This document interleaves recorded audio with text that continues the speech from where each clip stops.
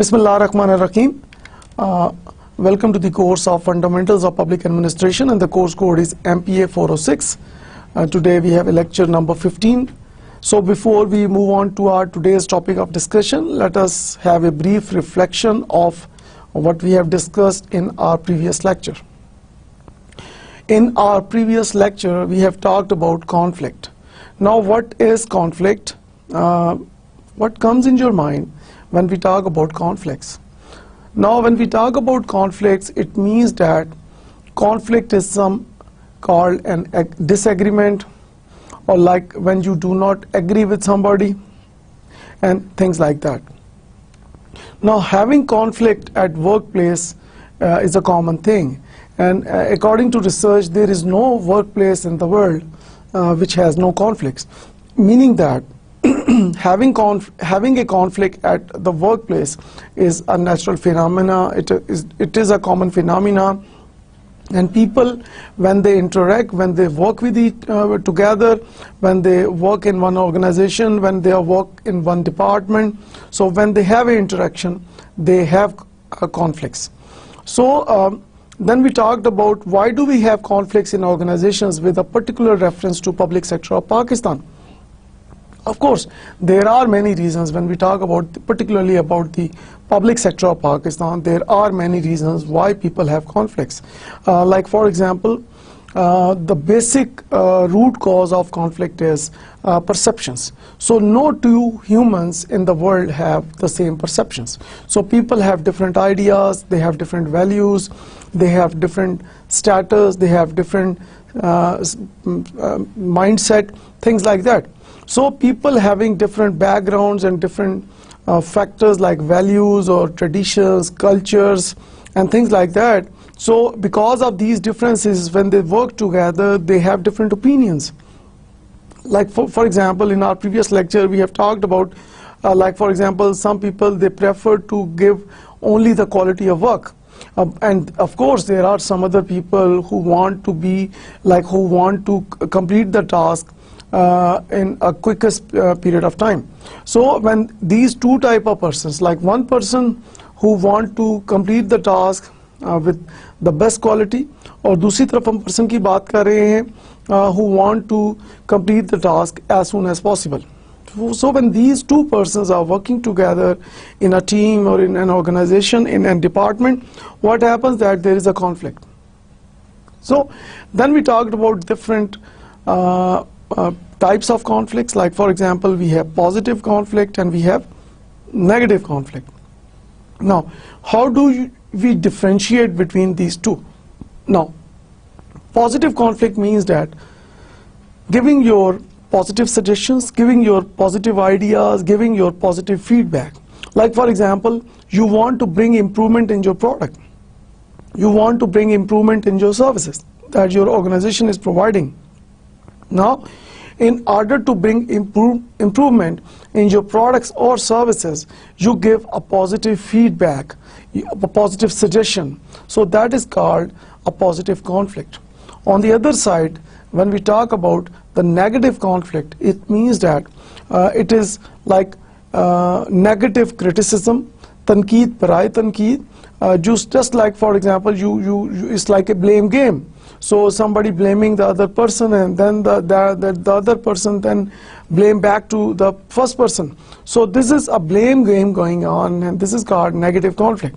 So then we talked about different theories of conflict. Like for example, in our previous lecture, we talked about the traditional theory of conflict and modern theory of conflict.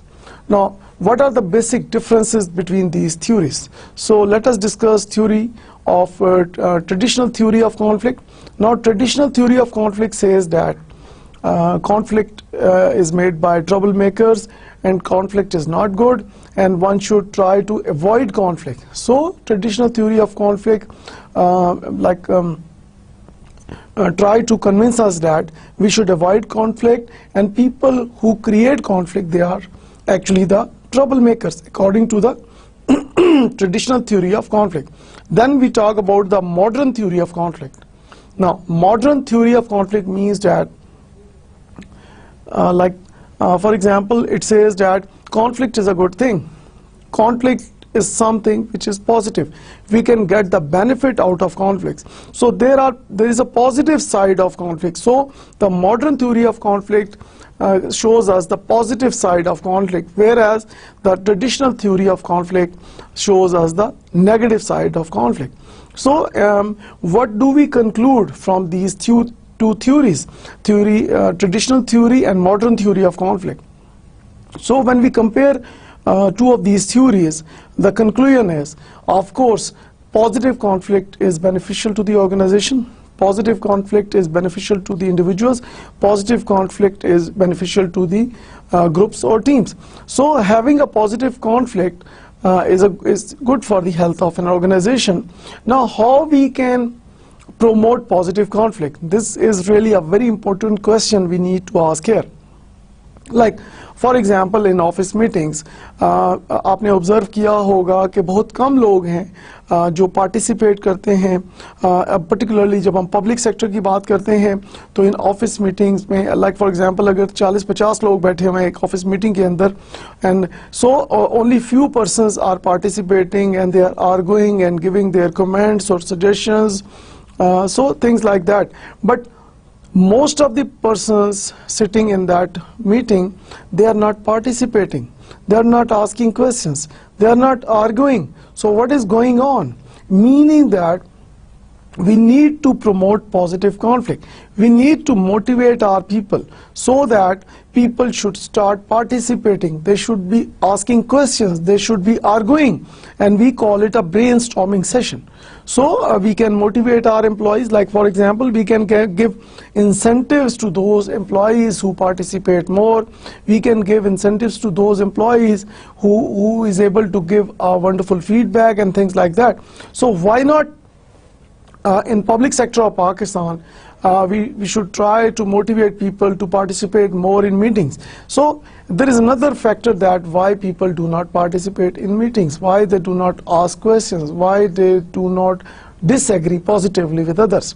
There may be a factor of fear. Like for example, some of the employees, they might have a fear कि अगर मैंने अपने boss के साथ disagree किया, अगर मैंने अपने बॉस से एक डिफरेंट पॉइंट ऑफ व्यू अगर मैंने दिया कि बॉस का एक डिफरेंट पॉइंट ऑफ व्यू है और मैंने एक और डिफरेंट पॉइंट ऑफ व्यू दिया, तो ये ना हो कि मेरी परफॉर्मेंस इवैल्यूएशन रिपोर्ट या मेरी जो एनुअल कॉन्फिडेंशियल रिपोर्ट है, ACR है, वो मेरा बॉस जो है वो ख़राब ना कर दे. तो इस तरह के जो फियर्स हैं उसको ओवरकम करने की ज़रूरत है. बॉसेस को चाहिए कि वो अपने टीम मेंबर्स को, अपने सबऑर्डिनेट्स को एतमाद में लें, उनको कम्युनिकेट करें कि उनका जो पॉजिटिव फीडबैक है, उनका जो पॉजिटिव डिसएग्रीमेंट है, उसको नेगेटिव नहीं लिया जाएगा, and this is good for the organisation. Then we talked about how to manage conflict. Of course, conflict management is really very important किसी भी ऑर्गेनाइजेशन के लिए. इसके लिए हमने डिफरेंट स्टेप्स आपको डिस्कस किए थे लास्ट लेक्चर में. Like for example, most important thing is कि सबसे पहले ज़रूरी है कि हम ये देख लें कि what is the present situation, कि इस वक्त एट प्रेजेंट क्या हालात हैं, इस वक्त हो क्या रहा है. इस वक्त ऑर्गेनाइजेशन के अंदर जो कॉन्फ्लिक्ट सिचुएशन है, उस कॉन्फ्लिक्ट सिचुएशन को अंडरस्टैंड करने की ज़रूरत है, नंबर 1. नंबर 2, गैदर और कलेक्ट इंफॉर्मेशन. तो जितने स्टेक होल्डर्स हैं, जो कॉन्फ्लिक्ट के अंदर जो डिफरेंट पार्टीज हैं या डिफरेंट इंडिविजुअल्स हैं या टीम्स हैं जो इन्वॉल्व हैं, उनसे आप इंफॉर्मेशन लें कि what is their feedback, like what is the opinion of party A and what is the opinion of party B and things like that.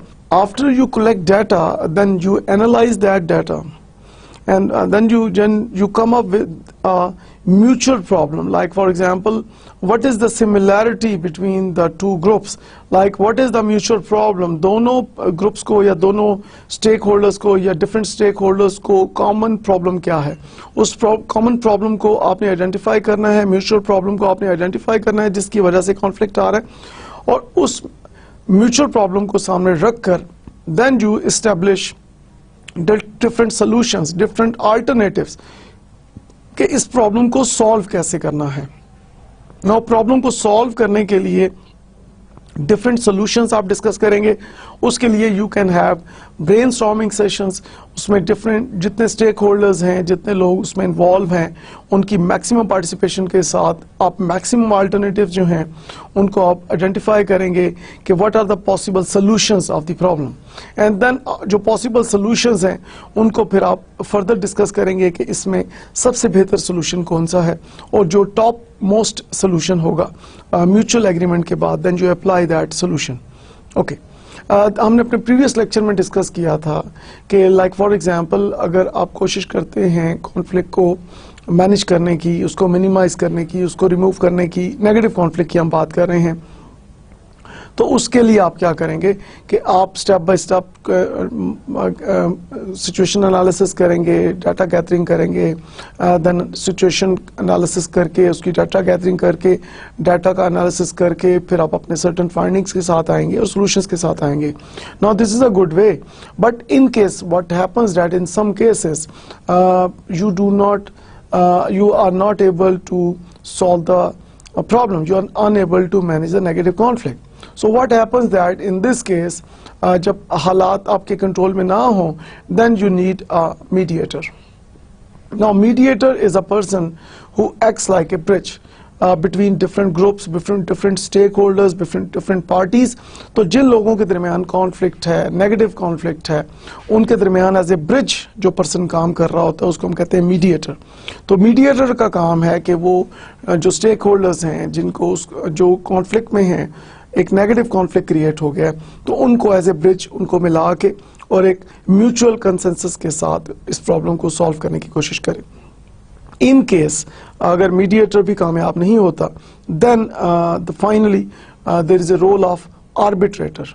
Now arbitrator से क्या मुराद है कि government of Pakistan is the arbitrator in case of the public sector of Pakistan, कि जब हम देखते हैं कि एक प्रॉब्लम सॉल्व नहीं हो रहा तो उसको सॉल्व करने के लिए we need to have a arbitrator. और आर्बिट्रेटर की बात है कि आर्बिट्रेटर के पास वो तमाम अथॉरिटी होती हैं, वो पावर्स होती हैं, और वो डिसीजन लेता है किसी एक पार्टी के लिए, या कोई ऐसा डिसीजन लेता है जो दोनों पार्टीज के लिए एक्सेप्टेबल हो, या what ever the situation is accordingly वो एक डिसीजन लेता है, और डिसीजन मेकिंग अथॉरिटी जो है वो आर्बिट्रेटर के पास होती है। Okay, now we move on to today's topic of discussion, and that is organization. So before we move on to the further topics, let us see that what organizing means. Organizing means that there should be clear line of authority and all should know who reports to whom. Now जब आप organizing की बात करते हैं तो किसी भी organization के अंदर जब हम कहते हैं कि ये एक organization बहुत well organized है, इससे क्या मुराद है? It means कि एक हायरार्की सेट की गई है कि इस ऑर्गेनाइजेशन के अंदर कौन किसको रिपोर्ट करेगा। लाइक फॉर एग्जांपल ग्रेड 10 में जो एम्प्लॉई है वो किसको रिपोर्ट करेगा, ग्रेड 17 का एम्प्लॉई किसको रिपोर्ट करेगा, ग्रेड 20 का एम्प्लॉई किसको रिपोर्ट करेगा, एंड सो ऑन। सो एक रिपोर्टिंग की एक हायरार्की है कि who reports to whom. So let us assume that कि अगर किसी ऑर्गेनाइजेशन के अंदर अगर इस तरह की हायरार्की नहीं है कि किसने किसको रिपोर्ट करनी है, तो देन इमेजिन कि क्या होगा। डेफिनेटली कोई भी काम बेहतर तरीके से नहीं हो सकता। So this is really very important कि we must organise our system, we must organise our structure in a way कि एक हायरार्की हो, एक रिपोर्टिंग रिलेशनशिप हो, और तमाम चीज़ें ऑर्गेनाइजेशन के अंदर एक सिस्टमैटिक तरीके से हो, एक ऑर्गेनाइज्ड वे में हो, और हर एक को पता हो कि उसने किसको रिपोर्ट करनी है, ताकि उसमें एक अकाउंटेबिलिटी का फैक्टर भी आ जाता है, एवेल्युएशन का फैक्टर भी आ जाता है, और डेफिनेटली उसके साथ साथ एक रिस्पॉन्सिबिलिटी फैक्टर भी हमें नजर आता है। Now following are the main steps in organizing। जब हम स्लाइड पे आप देख रहे हैं कि the first one is classification of activities. So first, all activities in organization must be classified. That is, activities similar in nature should be identified separately. Now हमने तमाम एक्टिविटीज़ को डिफरेंट क्लासेस में उसको आइडेंटिफाई करना है, different categories में उसको identify करना है कि लाइक फॉर एग्जांपल जो सिमिलर एक्टिविटीज़ हैं उनको अलहदा आपने करना है. लाइक फॉर एग्जांपल 10 तरह की एक्टिविटीज़ चल रही हैं, तो उनमें से आप देखेंगे कि जो सिमिलर एक्टिविटीज़ हैं उसको आप एक क्लास में ग्रुप बना लेंगे, और जो दूसरी सिमिलर एक्टिविटीज़ हैं, तो जो कॉमन या सिमिलर एक्टिविटीज़ हैं उनको आप उनका एक ग्रुप बना लेंगे. So you classified your different activities. Then we move on to the grouping of activities to achieve objectives. Similar activities should be grouped. Now similar activities को आप ग्रुप्स में लेके आते हैं to achieve your objectives. Now तमाम जो similar activities हैं आपने उनको ग्रुप में क्यों लेके आते हैं कि ताकि आप बेस्ट एफिशिएंसी और बेस्ट इफेक्टिवनेस दे सकें. क्योंकि जब एक ग्रुप के अंदर एक ही तरह की एक्टिविटीज़ हो रही होंगी तो डेफिनेटली वहाँ पे इम्प्रूवमेंट आएगी, परफॉर्मेंस इन्हांसमेंट आएगी, उसके अंदर बेटर ऑप्शंस होंगे, बेटर आइडियाज़ होंगे, क्रिएटिविटी एंड इनोवेशन के ब्राइट चांसेस हैं. सो जब आप ग्रुप करते हैं एक्टिविटीज़ को और एफिशिएंसी एंड इफेक्टिवनेस को इम्प्रूव करते हैं तो of course the most possible result is you achieve your objectives. And then assigning a manager to each group of activities. So a manager should be assigned to each group of activities. आपने मुख्तलिफ groups बनाए और हर group के लिए आपने एक separate manager को assign किया. So right person for the right job. तो जो मैनेजर आप असाइन करेंगे that manager should have that competence and ability to manage that group. For instance, किसी भी ग्रुप के अंदर जो एक्टिविटी हो रही है उस एक्टिविटी की जो एक्सपर्टीज होगी जिसके पास, उसी को आप मैनेजर लगाएंगे उस ग्रुप का, ताकि वो मैनेजर उसको बेहतर तरह से सुपरवाइज कर सके, मॉनिटर कर सके, एवेलुएट कर सके. Then coordination of group of activities both horizontally and vertically. So coordination means the interrelationship among activities. तो एक coordination की यहाँ ज़रूरत है तमाम activities में. और जब हम horizontally and vertically की बात करते हैं कि vertically means your like for example आपके columns आ जाते हैं और horizontally means your रोज. तो जब आप बात करते हैं coordination of group of activities की both horizontally and vertically, it means that कि तमाम चैनल्स पे, तमाम लेवल्स पे एक कोऑर्डिनेशन की, कोऑपरेशन की यहां पे जरूरत है.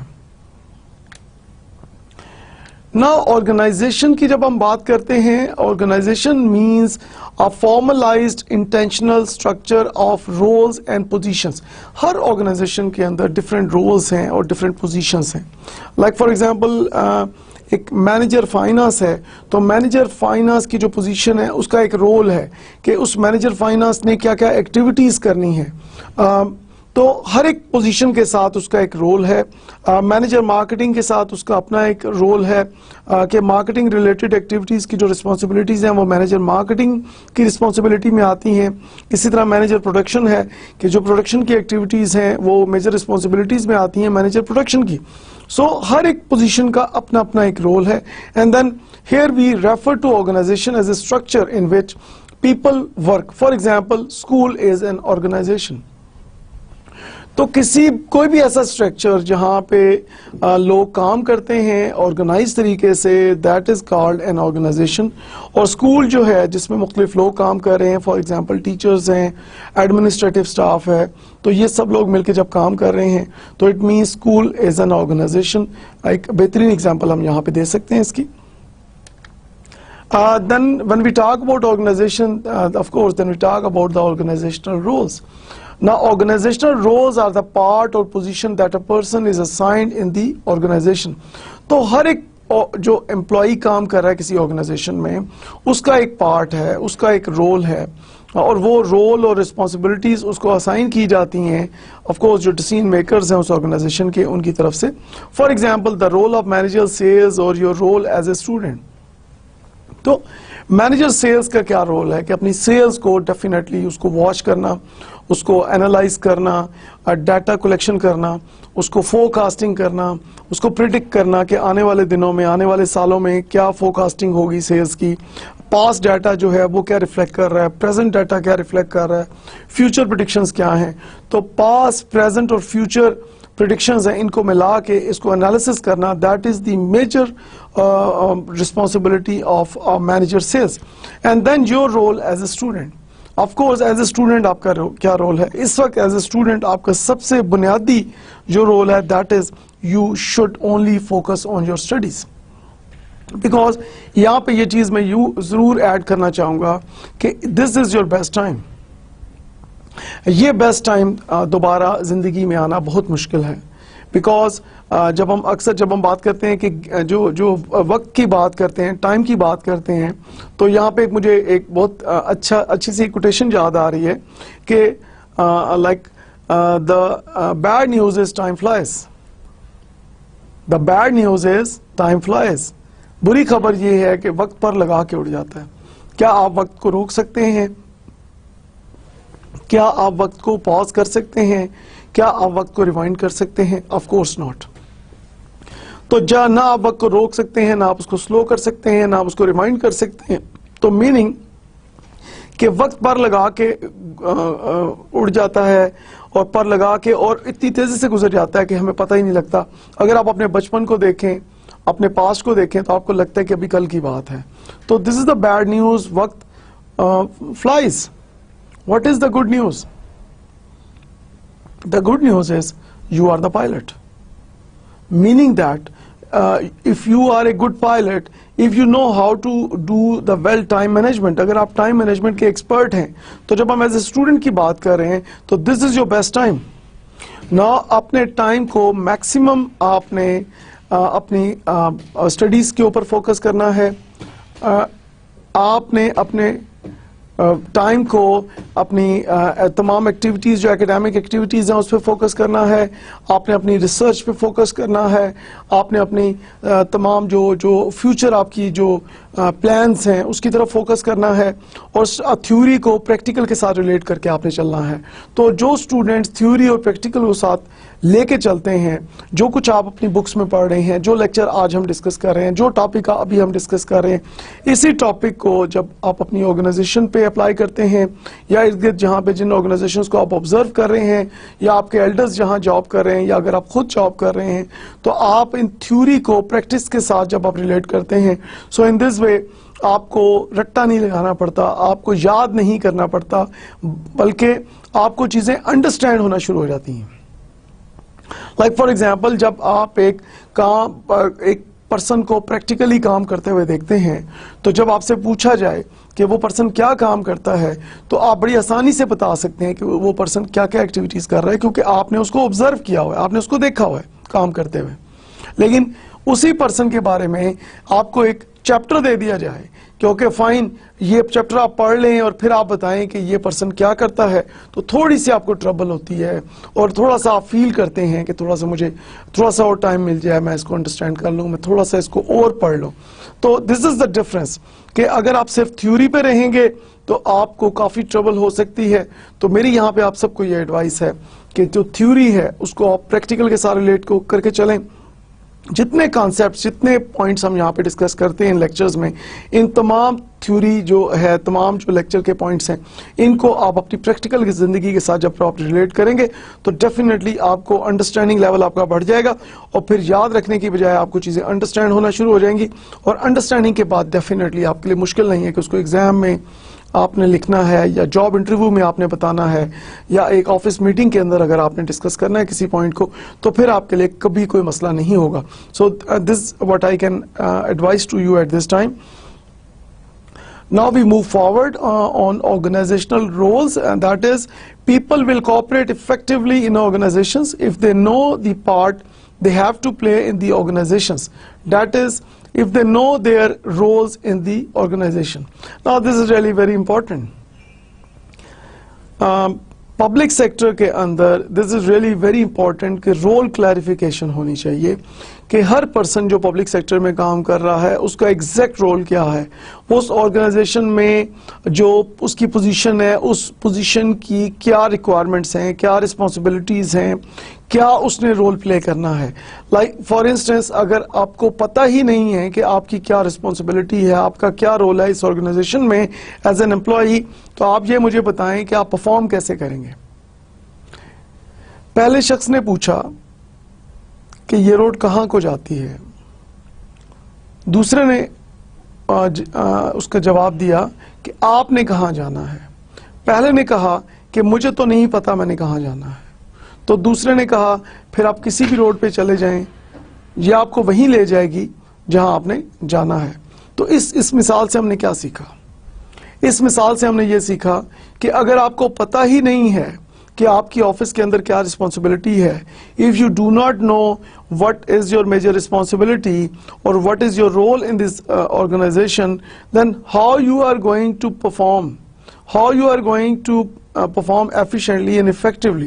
So this is really very important. You should know the direction, you should know the job responsibilities, you should know your role.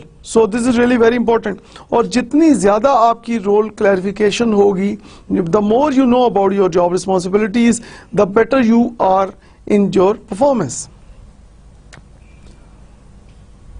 Now These following are the requirements of organizational goals. जब इस slide पे आप देख रहे हैं, the first thing is clear objectives. People must know the objectives that they have to achieve clearly. Student must know their objectives. So this is really very important. We should have a crystal clear understanding regarding our objectives. कि what is the real objective as a student, अगर आपका क्या objective है.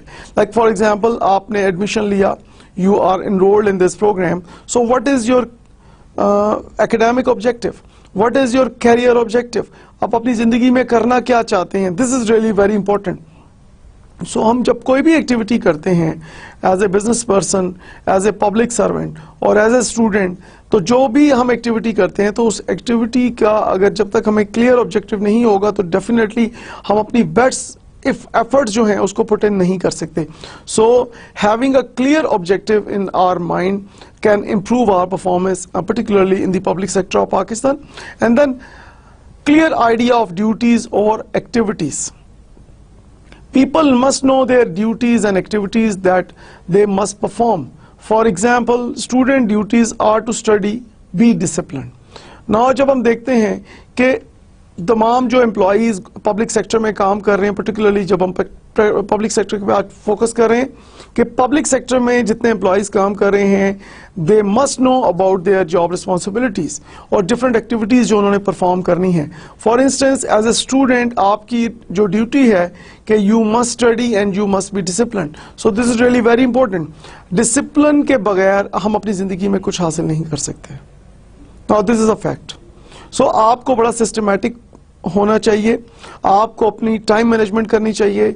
You should know कि आपने किस वक्त पढ़ना है, आपने किस वक्त रेस्ट करना है, आपने किस वक्त अपने सोशल सर्कल को टाइम देना है, आपने अपनी फैमिली को किस वक्त टाइम देना है. So you should plan each and everything. तो जब आप सिस्टमैटिक वे से जब आप चलेंगे, जब आप एक डिसिप्लिन वे से चलेंगे, तो डेफिनेटली आपके लिए स्टडी करना मुश्किल नहीं है, आपके लिए अपने ऑब्जेक्टिव्स अचीव करना मुश्किल नहीं है, आपके लिए अपनी जॉब रिस्पॉन्सिबिलिटीज को परफॉर्म करना मुश्किल नहीं है, अगर आप डिसिप्लिन तरह से अगर आप मूव करते हैं, अगर सिस्टमैटिक तरीके से आप मूव करते हैं. और अगर आप अनप्लान्ड और अनसिस्टमैटिक और विदाउट डिसिप्लिन अगर आप मूव करेंगे तो definitely we can not perform our job responsibilities, our duties or activities in a better manner. Clear area of authority. In organizations, people must know the extent of authority that they have. Again, a very important factor that जैसे हमने कहा कि आपको अपनी responsibilities का पता होना चाहिए एज एन एम्प्लॉई, आपको अपने ऑब्जेक्टिव्स का पता होना चाहिए, इसके साथ साथ आपको अपनी अथॉरिटी का पता होना चाहिए कि आपके पास कितनी अथॉरिटी है, आप कितना बेहतर परफॉर्म कर सकते हैं जितना बेहतर आपको पता होगा कि आपके पास कितनी अथॉरिटी है। अगर आपको यही नहीं पता कि आपके पास किस किस चीज़ की अथॉरिटी है, आप क्या क्या कर सकते हैं, आप किस किस चीज़ के ऑथराइज हैं, अगर आपको यही आइडिया नहीं है तो डेफिनेटली आप अपनी जो एक्टिविटीज़ हैं उसमें जो आपकी परफॉर्मेंस है वो बहुत सारे रिसोर्सेज को आप अंडर यूटिलाइज कर जाएंगे। तो जब आपको पता होगा कि आपके पास एक खास हद तक अथॉरिटी है तो definitely you are going to utilise your resources in the most efficient and effective manner. Now we move on to the concept of organization. So when we talk about organization, what are the different types of organizations? So in this slide you see that there are different types of organizations, and organizations can be categorized into following types. The first one is the formal organization, and then we have the informal organization. So what are the differences? Let's have a look. So when we talk about formal organizations, it means the intentional structure of roles in a formally organized organization or enterprise. So this is something which is intentional. Like for example, you have already planned it, and it is documented, it is written in a document, and it is as per plans. So it is an intentional structure कि एक organization के अंदर एक document के ऊपर एक position लिखी है कि we have a formal organisation. उस फॉर्मल ऑर्गेनाइजेशन के अंदर डेफिनेटली एक रोल्स हैं, उनको डिफाइन किया गया है। The structures are created by people to achieve certain defined goals. किसी भी ऑर्गेनाइजेशन के अंदर स्ट्रक्चर क्यों क्रिएट किए जाते हैं? The reason is to achieve certain defined goals. So एक बेटर स्ट्रक्चर आपको हेल्प आउट करता है in order to achieve your organizational goals and individual goals. तो this is really very important. और इस वक्त जब हम modern organizations की बात करते हैं तो modern organizations or the most developed organizations, they believe on alignment of goals. Like for example, employees who are working in the organizations, they have their individual goals, and then the organizations, they have from organization point of view, there are organizational goals. So the more advanced level organizations or the most developed organizations, what they have done is they try to create an alignment between the individual goals and the organizational goals. तो जब आपकी alignment हो जाती है तो of course both parties are satisfied. Individuals or the groups are satisfied. On the other side, organization is satisfied. So when all persons who are working in the organizations, they have a high satisfaction level, and that the high satisfaction level converts into loyalty. And when your employees are loyal, that's it. Now they will do wonders for you. They will do anything for you as per rules and regulations. So this is really very important कि हमारा जो structure है उसके जो different roles हैं वो clear define हो, और उसमें understanding जो है employees की और जो उस organization के roles जो उन्होंने perform करने हैं उन roles के बारे में एक understanding बहुत clear हो employees की. And then the formal organizations could be hospitals, schools, water and power development authority, etc. These are some of the examples of formal organizations. The next type is informal organization. Now, a network of personal and social relations not established or required by the formal organization but arising spontaneously as people associate with each other is called informal organization. तो जैसे कि हमने formal organisation में पहले बात की कि it is documented, it is something which is intentional, और ये आपके स्ट्रक्चर के अंदर इस रोल को डिफाइन किया गया है। लेकिन इनफॉर्मल ऑर्गेनाइजेशन के अंदर इस तरह का नहीं है, it is a informal setup, और एक सोशल रिलेशंस को स्ट्रेंथन करने के लिए इसको क्रिएट किया गया। And then example of informal organisation is friendship within the organization amongst people working at various levels. Now this is a fine example of informal organization कि जब organization में जो लोग काम कर रहे हैं, department में काम कर रहे हैं या overall organization में काम कर रहे हैं, so they create like for example they establish relations and then with the passage of time those relations are more strengthened. So जो वो relation establish होते हैं वो strengthen होते हैं तो वो उतने ही ज़्यादा definitely उनके दरमियान cooperation and coordination level increase होता है. So this is a good example कि when we have those formal and informal relations in the office, the result is enhanced performance. Now we talk about organizational levels and span of management. Organizational levels exist because there is a limit to the number of persons a manager can supervise effectively, even though this limit varies depending on situations. So now this is a very interesting thing I'm going to discuss here now, that किसी भी manager के लिए एक team में कितने लोग हैं उनको मैनेज करना डिपेंड करता है कि लाइक फॉर एग्जांपल एक टीम में अगर 50 लोग हैं तो मैनेजर उनको किस तरह सुपरवाइज करेगा, और उसी टीम में अगर 20 लोग हैं तो किस तरह सुपरवाइज करेगा, और अगर उसी टीम में या उसी डिपार्टमेंट में 500 लोग हैं तो उनको किस तरह सुपरवाइज करेगा.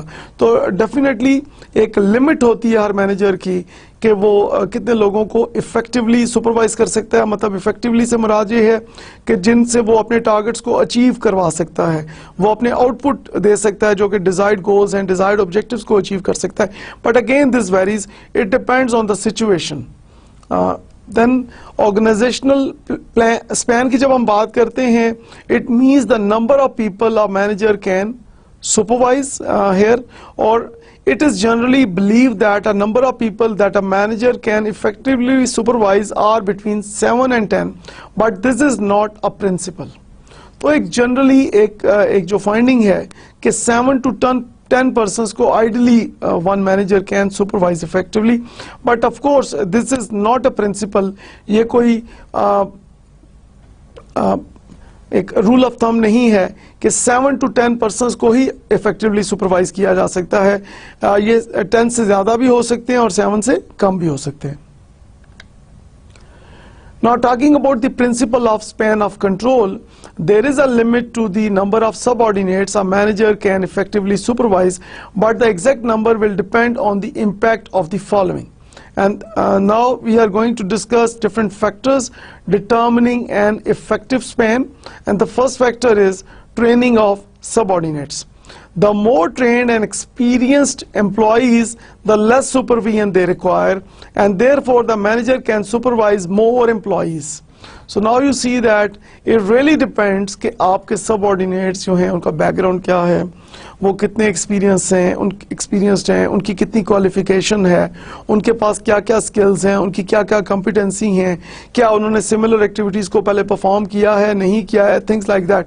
सो this is really very important कि अगर तो आपके सबऑर्डिनेट्स की ऑलरेडी वो ट्रेंड हैं, ऑलरेडी उनको काम आता है और उनका एक बैकग्राउंड है उस एक्टिविटी के अंदर, तो डेफिनेटली वहाँ पे सुपरविजन की कम ज़रूरत होगी. लेकिन अगर उनकी वेल ट्रेंड नहीं है वो एम्प्लॉयज़, उनको काम नहीं आता, उनका रेलेवेंट एक्सपीरियंस और क्वालिफिकेशन नहीं है, तो ऐसे एम्प्लॉयज़ की ज़्यादा ट्रेनिंग की ज़रूरत होगी. The next is the clear delegation of authority. So delegation of authority means to give part of authority to subordinate. Now this is really very important to understand.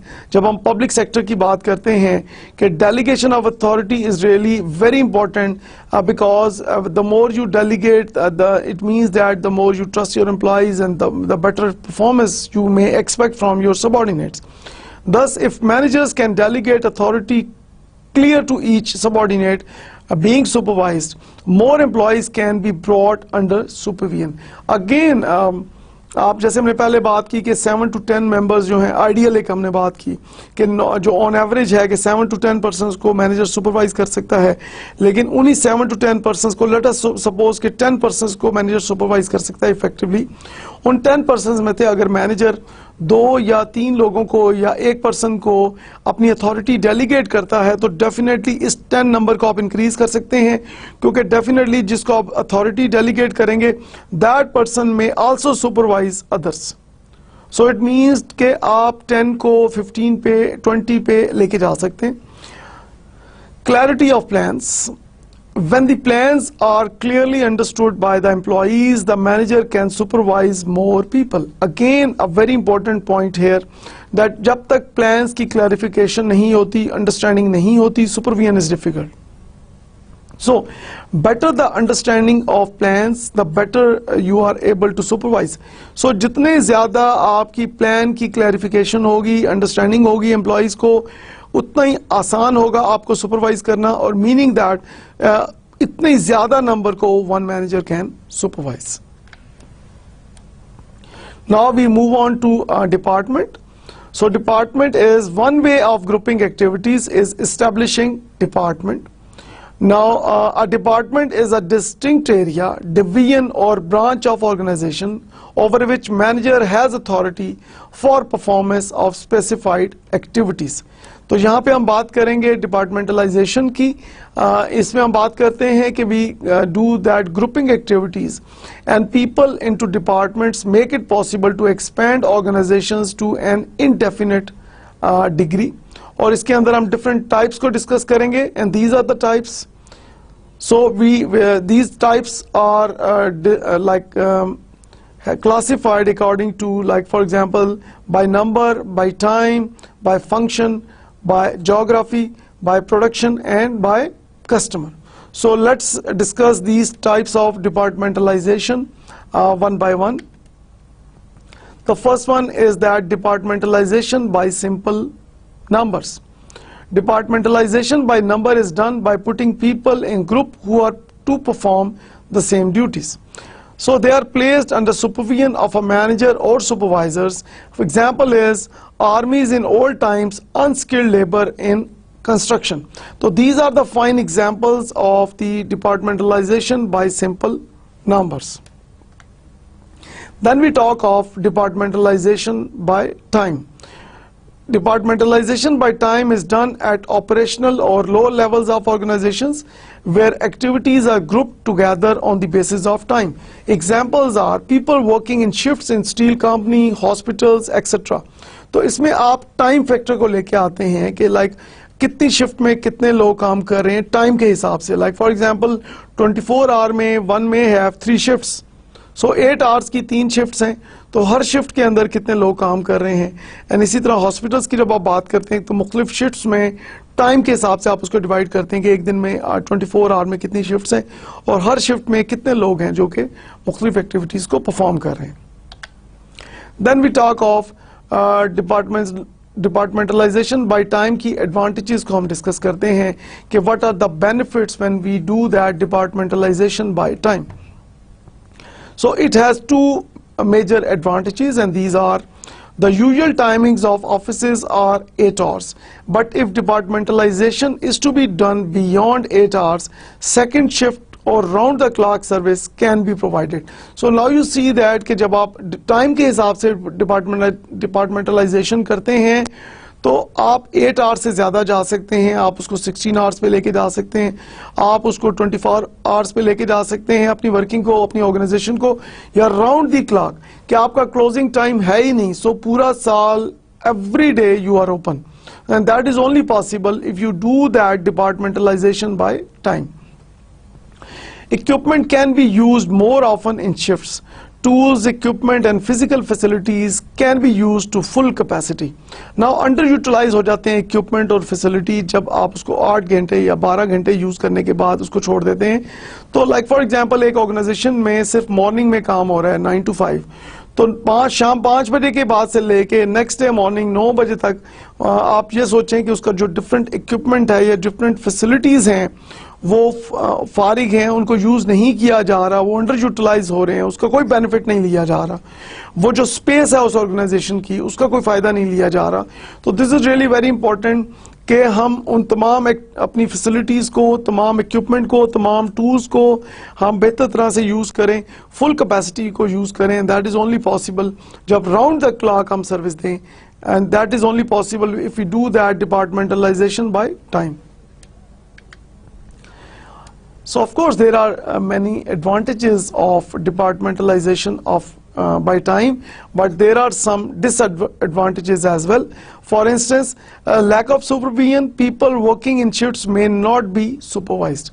Now this is a big issue कि जो लोग shifts में काम कर रहे हैं, for example जो night shift में काम कर रहे हैं, लेट नाइट्स में काम कर रहे हैं, उनकी सुपरविजन थोड़ी सी मुश्किल हो जाती है, क्योंकि सुपरवाइजर्स जो हैं नॉर्मली दे कम इन मॉर्निंग्स और ड्यूरिंग डे लाइट और during day time.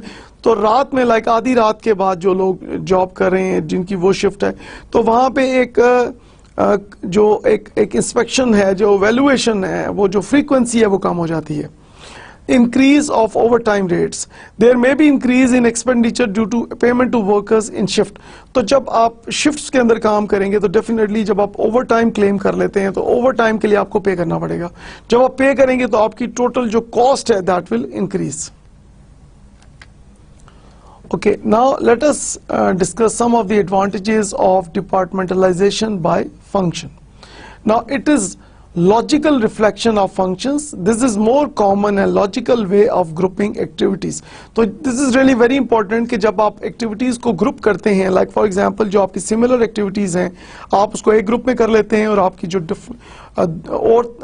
different activities हैं उनकी, so the major factor is जो parameter है कि जो सिमिलर एक्टिविटीज़ हैं उसको आप उनकी सिमिलैरिटी के पॉइंट ऑफ व्यू से ग्रुपिंग करते हैं, और डेफिनेटली जब आप ग्रुपिंग करते हैं तो उसको बेहतर तरीके से हम एक्टिविटीज़ को कर सकते हैं और बेहतर परफॉर्म कर सकते हैं।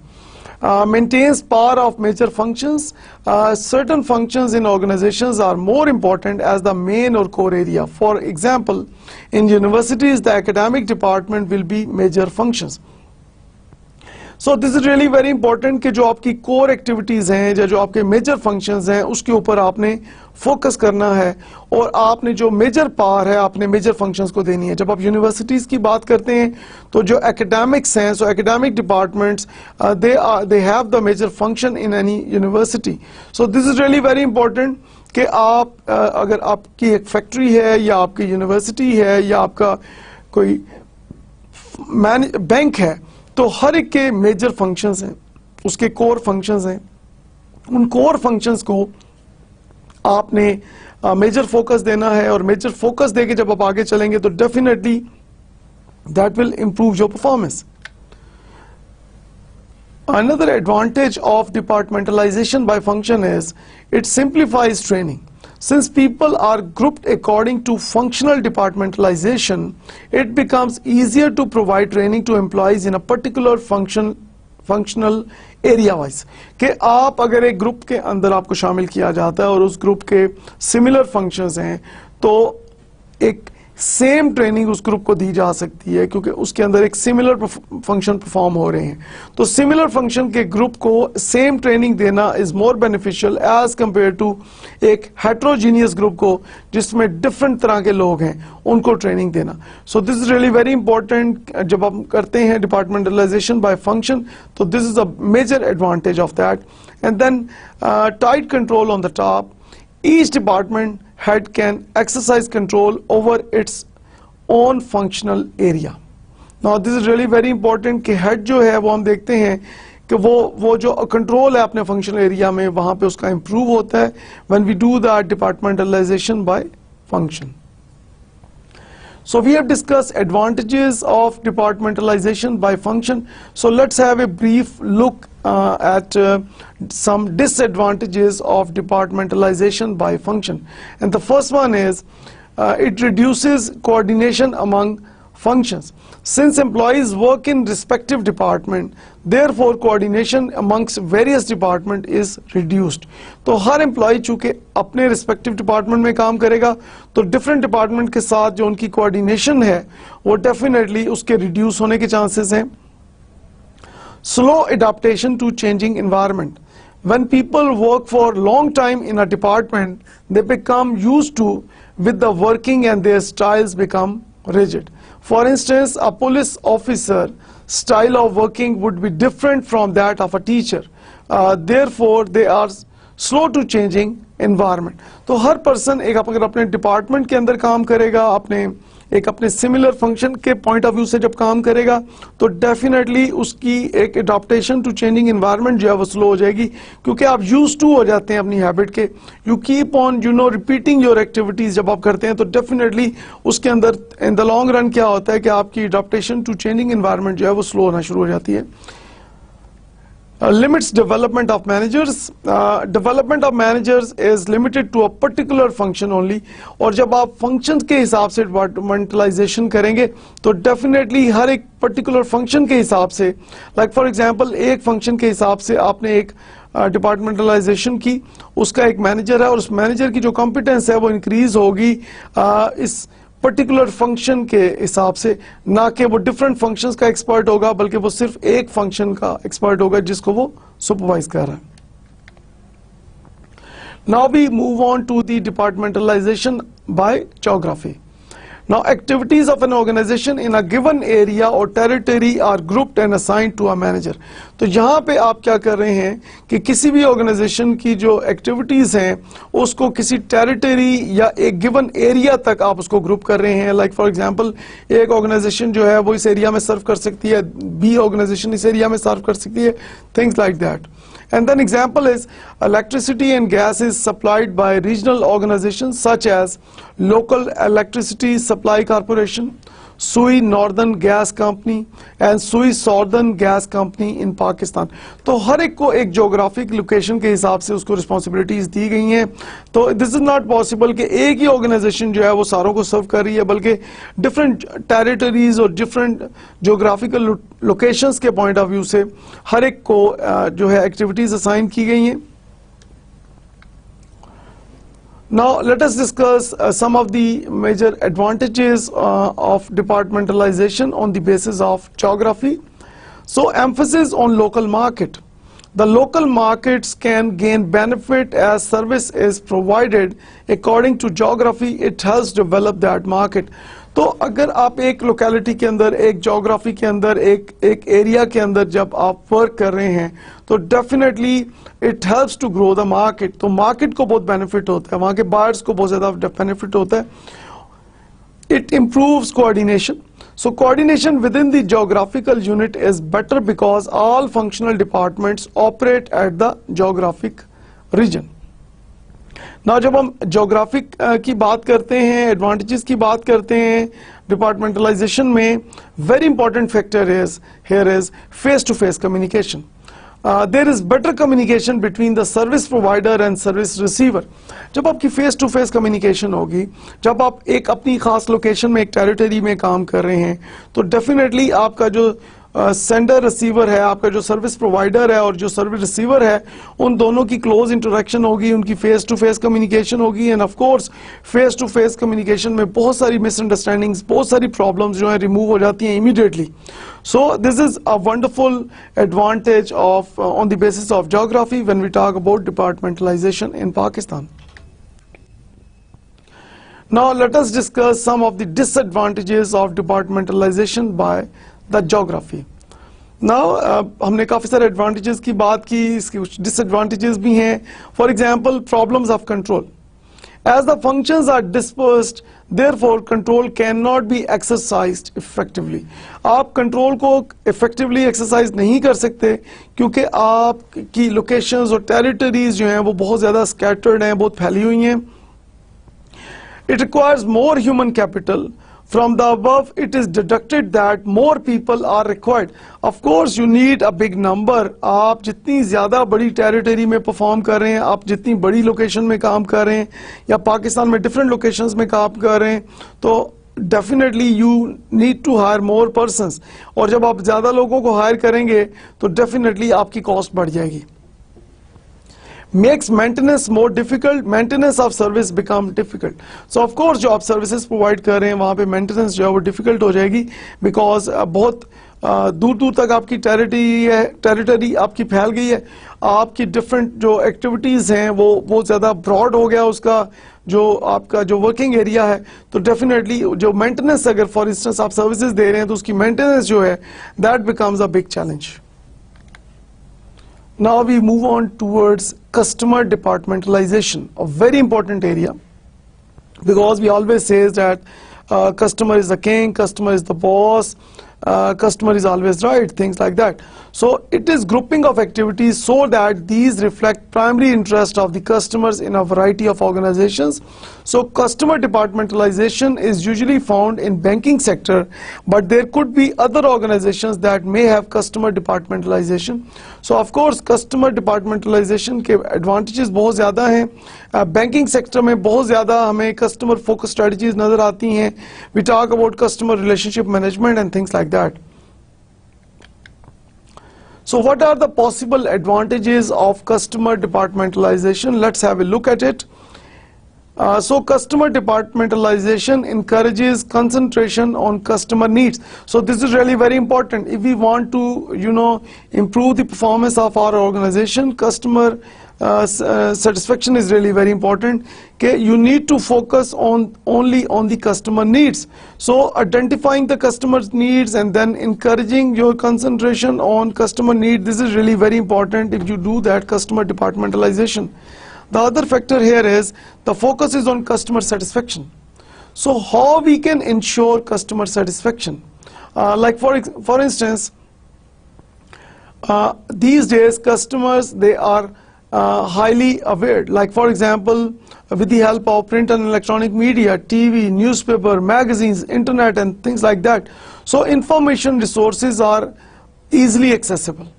So customers, they have mobile phones, and with the help of mobile phones they can know the price and features and quality factors of all the products and services available throughout the world. So this is really very important to understand the real needs of your customer and then try to satisfy those needs and wants better than your competitors. So this is the only way to get the maximum customer satisfaction.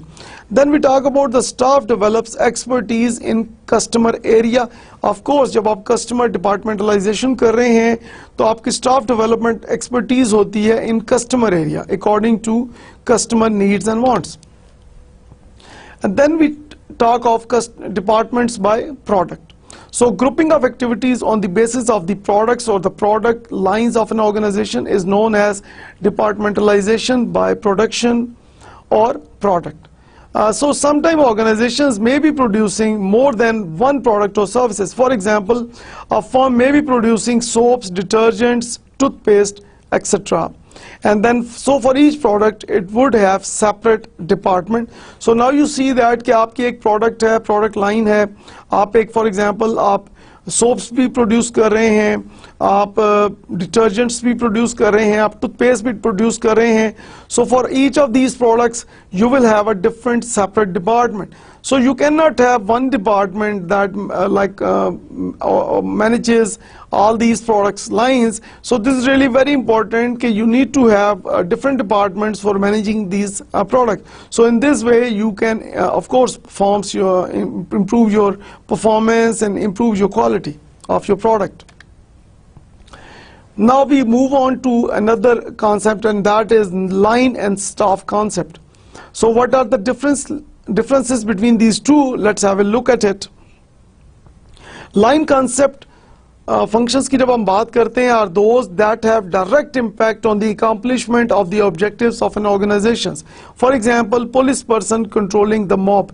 तो एक बहुत सा बड़ा हजूम है और police person जो है उसको वहाँ कंट्रोल कर रहा है. Whereas when we talk about the staff concept, staff functions are those that help the line persons work most effectively in accomplishing the objectives. For example, a person managing the budget of the organization is a fine example of staff concept.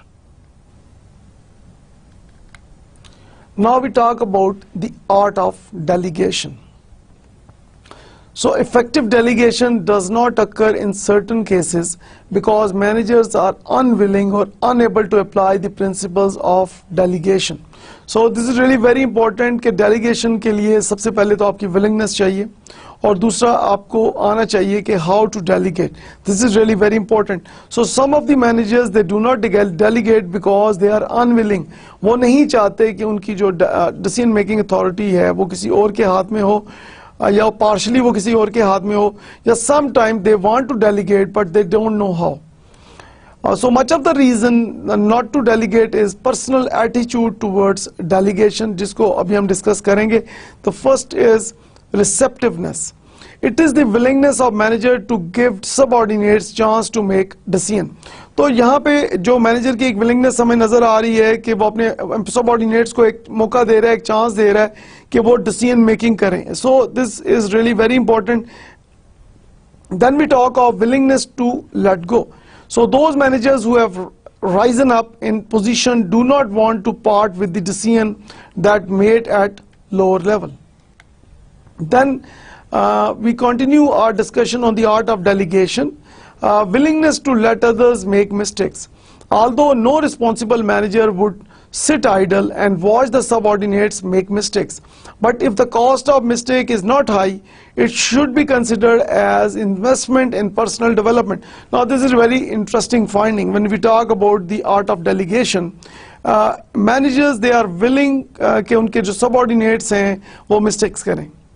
Manager उनको delegate करता है, उनको allow करता है decision making authority, but उसको ये भी नजर आ रहा है कि जो उसके सबऑर्डिनेट्स हैं वो मिस्टेक्स कर रहे हैं. यहाँ पे थोड़ा सा ख्याल ये करने की जरूरत है मैनेजर को कि अगर तो वो मिस्टेक्स जो हैं वो माइनर किस्म की हैं, इट्स ओके, लेकिन अगर उनकी मेजर मिस्टेक्स हैं या जिसकी कॉस्ट बहुत ज़्यादा हाई है तो definitely manager needs to come in again और वो डेलीगेशन को जो है वो मिनिमाइज करके अपने हाथ में ले लें. बट हेयर माइनर मिस्टेक्स जो हैं जिसकी कॉस्ट ज़्यादा नहीं है उसको मैनेजर जो है वो इनकरेज करता है और उसको इस सेंस में लेता है कि this is called personal development of employees with the help of delegation. Then willingness to trust subordinates. Superiors should trust subordinates that they can make decisions. Now this is really very important कि employees का trust gain करने के लिए sometime managers क्या करते हैं कि उनको डिसीजन मेकिंग अथॉरिटी दे देते हैं ताकि एक तो उनकी पर्सनालिटी डेवलपमेंट हो और दूसरा उनका आपस में ट्रस्ट जो है वो लेवल जो है वो इंक्रीज हो between the manager and the subordinate. Now we move on to functional authority. Now it says that it is the right thing that is delegated to an individual or a department to control specified processes, practices, policies or other matters. So when we talk of centralization, there are different kinds of centralization. जब हम बात करते हैं centralization की, there is centralization of performance, departmental centralization, and of course centralization as an aspect of management. So let's have a look of it one by one.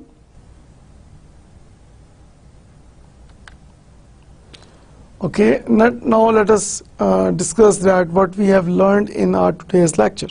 So in our today's lecture we have talked about organization, we have talked about efficiency and effectiveness, we have talked about how with the help of effective organization हम अपनी organization के objectives कैसे achieve कर सकते हैं, goals कैसे achieve कर सकते हैं, employees goals and objectives को कैसे achieve किया जा सकता है. आज के lecture में हमने discuss किया कि there are different ways, with the help of different ways हम किस तरह से अपनी organization की activities को different classes में कैसे ग्रुप कर सकते हैं, तमाम एक्टिविटीज़ को किस तरह ग्रुपिंग करके like every organization is performing different activities, तो different activities में जो similar common activities हैं उनको grouping करके separately उनसे काम लिया जा सकता है और हर एक ग्रुप के ऊपर we can appoint a manager जो कि उस एरिया का एक्सपर्टीज जिसके पास हो और वो अपनी एक्सपर्टीज की मदद से उन एक्टिविटीज़ को मज़ीद फर्दर इन्हांस कर सके, मज़ीद फर्दर इन्हांस करने के साथ साथ उसको मज़ीद उसको एफिशिएंसी एंड इफेक्टिवनेस की तरफ लेके जाए. सो this is really very important. जब हम ऑर्गेनाइजेशन की इम्प्रूवमेंट की बात करते हैं, एफिशिएंसी एंड इफेक्टिवनेस की बात करते हैं, तो organising is really very important in any organisation. So I believe that कि आज के लेक्चर से आपने काफ़ी लर्न किया होगा. I am really very thankful to all of you for your kind attention. खुदा हाफिज़.